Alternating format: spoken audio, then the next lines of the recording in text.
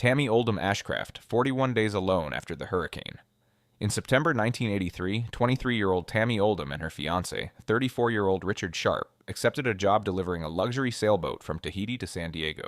It was a dream assignment for two experienced sailors who loved the ocean. The boat was a beautiful 44-foot yacht called the Hazana. The pay was good, the route was known, and the weather looked acceptable. There was no reason to be afraid.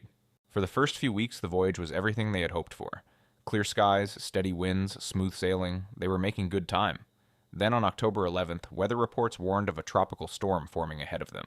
Richard checked the charts carefully. The storm appeared to be moving away from their path. They decided to continue. It was the wrong decision. What they did not know was that the tropical storm had rapidly strengthened into Hurricane Raymond, one of the most powerful storms ever recorded in the Pacific at that time. It changed direction without warning and bore down directly on the Hazana with winds of over 140 miles per hour and waves reaching 15 meters high. There was no time to run, no time to prepare. The hurricane was on top of them before they even fully understood what was happening. A wall of water hit the boat with devastating force. The Hazana was thrown violently onto its side. Richard, who was on deck securing equipment, was swept overboard by the wave. Tommy, below deck, was thrown against the cabin wall and knocked unconscious by the impact. The boat was left half destroyed, its mast broken, water pouring in, drifting helplessly in the middle of the ocean. Richard was gone. Tammy regained consciousness 27 hours later. She lay on the floor of the flooded cabin and slowly understood what had happened. She called for Richard. Silence. She pulled herself up and searched the boat desperately, calling his name. She went on deck and looked at the ocean in every direction. The ocean was empty. Richard was gone. She was alone on a destroyed boat, over 1,500 miles from Hawaii, with no working engine, a broken mast, and no radio contact. In that moment, Tammy could have stopped. She could have sat down and waited for death. Instead, she started working. She was a skilled sailor. She knew boats. She forced herself to assess the damage methodically. The main mast was broken and hanging over the side. The engine was flooded and dead, but there was a small emergency sail she could use. She cut the broken mast free, rigged the small sail, and pointed the boat toward Hawaii. She began to sail. The boat had limited supplies. She rationed everything carefully. She ate canned food sparingly, sometimes only one small can per day. She collected rainwater. She slept for only short periods so she could keep steering. She navigated by the stars at night, using skills Richard had taught her. She talked to Richard as if he were still there, asking him what he would do, what he would say. It kept her sane. It kept her moving. The journey was 41 days of loneliness, grief, and sheer determination. Storms hit her repeatedly. The small sail tore and she repaired it. Waves flooded the deck and she bailed water out. Her hands became raw from the ropes. She cried for Richard every night, but every morning she woke up and kept sailing. She told herself she had to make it. She had to survive. She owed it to Richard to live. On November 8th, 1983, after 41 days alone at sea, Tammy sailed the damaged Hazana into Hilo Harbor, Hawaii. She was thin, exhausted, and emotionally destroyed. But she had navigated 1,500 miles across open ocean on a broken boat with a tiny emergency sail, alone, using only the stars and her own knowledge. Coast Guard officers who boarded the boat could not believe what they were seeing. Tammy Oldham Ashcraft had sailed 1,500 miles alone across the Pacific Ocean on a broken yacht with no engine, no mainsail, and no radio.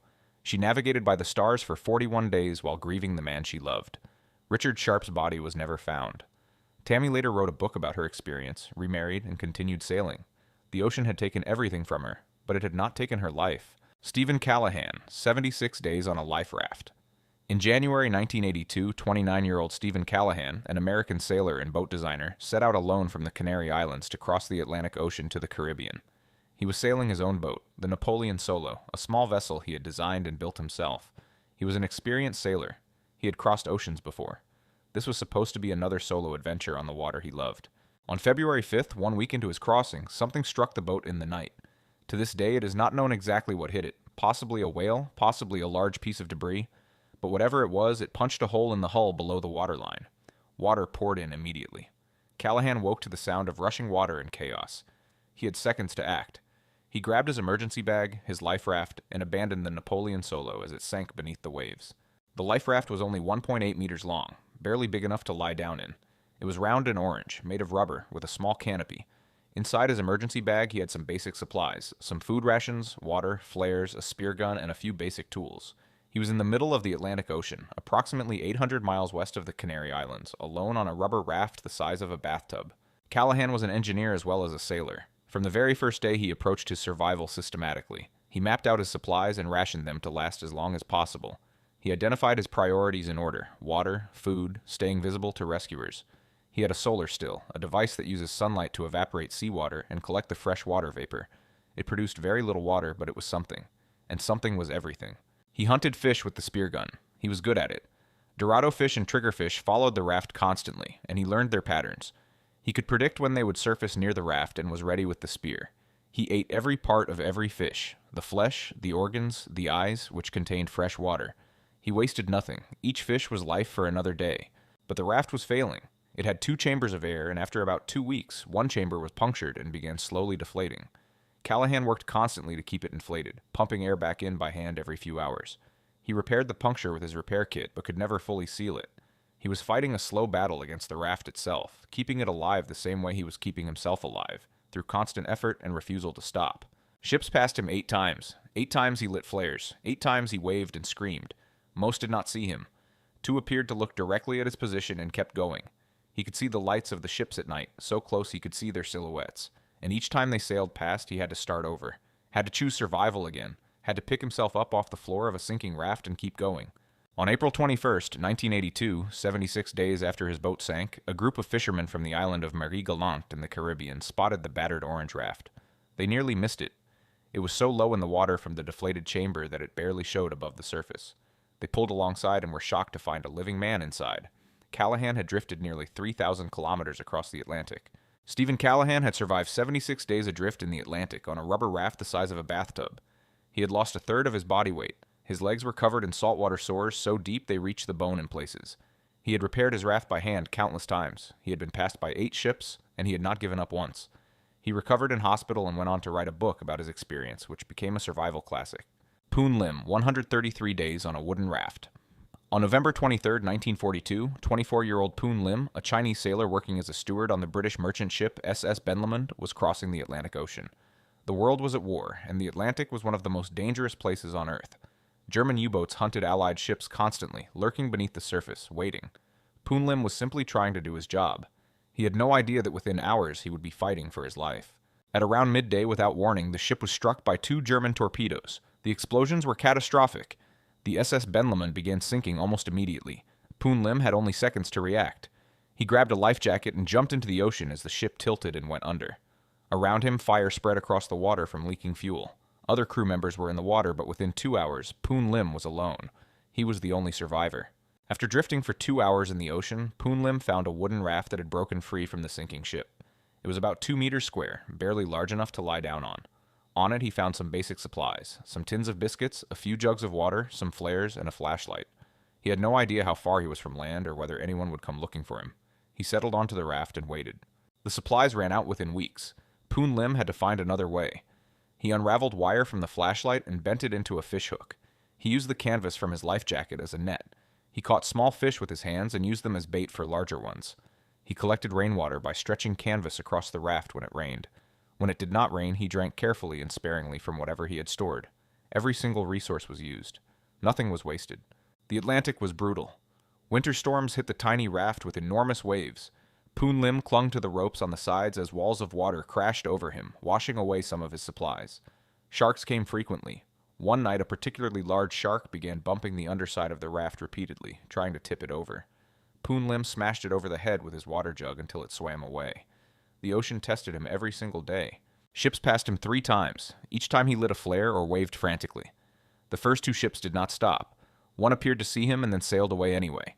He watched each ship disappear over the horizon and felt a despair that is impossible to describe. He had to choose every time not to give up. He had to decide again and again that he would survive, that he would make it home. One day, a massive shark came alongside the raft. Poon Lim had run low on fish and was desperate for more food and more bait. He made a decision. He fashioned a club from a wooden plank. He let the shark come close. Then he grabbed it by the fin and beat it repeatedly over the head with the club until it died. He hauled the body onto the raft and ate it. He used the blood to attract more fish. An ordinary man had just killed a shark with a wooden plank in his bare hands. On April 5th, 1943, after 133 days at sea, a Brazilian fishing boat spotted him floating on his battered raft. He was alive, but barely. He had lost significant weight. His skin was covered in sores. He could barely walk. The fishermen were stunned. They had never seen anything like it. He was taken to hospital in Brazil, where he recovered over several weeks. Poon Lim's record of 133 days surviving alone on a raft at sea has never been broken, not once in over 80 years. The British Navy was so impressed that they incorporated his survival techniques into their training manuals. He was awarded the British Empire Medal for his ordeal. He later immigrated to the United States, married, and lived a long and quiet life. A man who had survived the impossible, now content to simply exist. Jose Salvador Alvarenga, 438 days alone. On November 17, 2012, 36-year-old Jose Salvador Alvarenga and his assistant, 22-year-old Ezequiel Cordoba, set out from the small fishing village of Costa Azul in Mexico. They were heading into the Pacific Ocean for what was supposed to be a routine 2-day fishing trip. Neither of them could have imagined they would not see land again for over a year. The first day went well. They caught a good haul of fish and moved further out to sea, chasing larger catches. But on the second day, without warning, a violent storm rolled in. The waves grew massive. The wind screamed. Their small boat was thrown around like a toy. The engine was flooded and died. Their radio was destroyed by the waves. In an instant, they went from fishermen to castaways. The storm carried them far out to sea over several days. When it finally passed, they looked around and saw nothing. No land, no ships, just an endless flat blue horizon in every direction. Their GPS was gone. Their supplies were limited to a small cooler of fish they had caught, some water, and a few energy drinks. The Pacific Ocean stretched around them for thousands of miles in every direction. They had to eat to survive. Alvarenga, an experienced fisherman, knew how to catch fish with his bare hands. He would lean over the side of the boat and wait patiently for fish to swim close, then snatch them out of the water. He caught seabirds by grabbing them when they landed on the boat to rest. He collected rainwater whenever it fell. It was not comfortable, it was not pleasant, but it kept them alive. For the first few weeks, Cordoba held on, but he was not built for this. He was young, inexperienced, and the mental weight of their situation crushed him faster than the physical hardship. He refused to eat the raw fish and birds. He said he would rather die than eat them.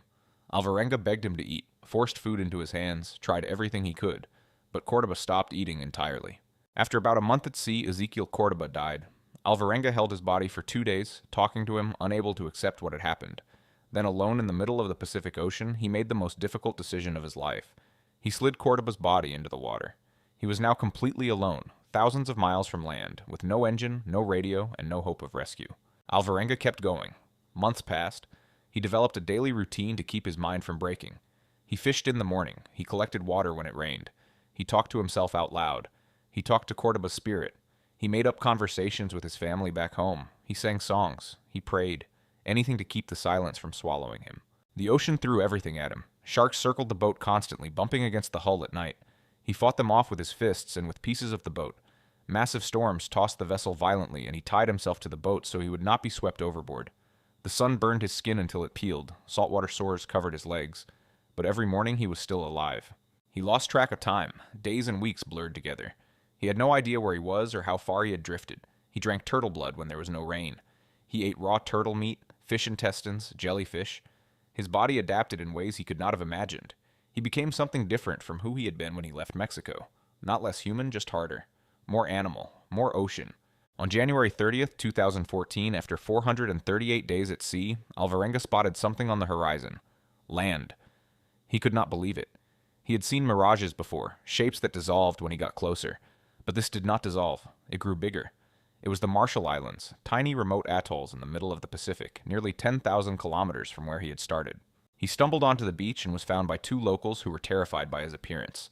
He was skeletal, covered in sores, wild-haired, and barely able to walk. He had lost nearly 30 kilograms. He could not stand properly.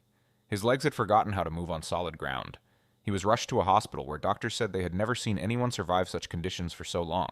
Jose Salvador Alvarenga had survived 438 days alone in the Pacific Ocean. The longest solo ocean survival in recorded human history. He had drifted nearly 10,000 kilometers. He had eaten nothing but raw fish, birds, and turtles. He had fought sharks with his bare hands, and somehow, impossibly, he had made it home. If you enjoyed this video, hit the subscribe button for more. Drop your thoughts in the comments below and see you in the next one.